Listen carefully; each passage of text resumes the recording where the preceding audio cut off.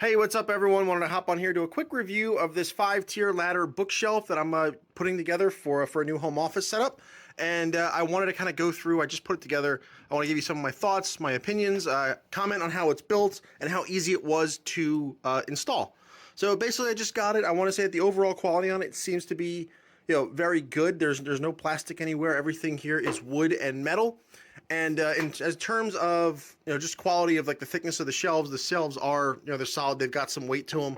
I don't have any reservations about putting some weight on these shelves. I'm happy that they're going to be sturdy.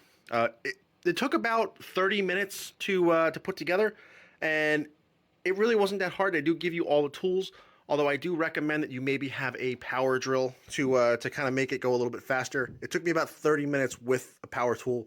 It might have taken me 45 without.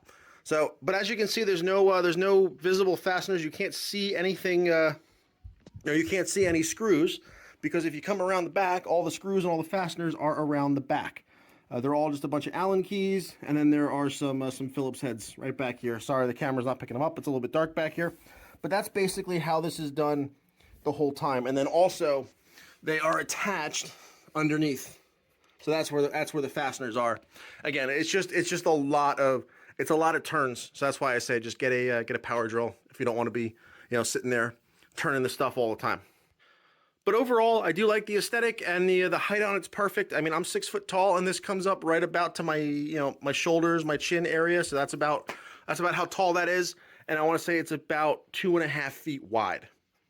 So yeah, overall perfect space. It fits nicely against the wall, and again, I'm happy with the purchase. I like that it has the little lips here on the back, so nothing can fall off the back. And yeah, overall, I think that you wouldn't be disappointed if you purchased it as well.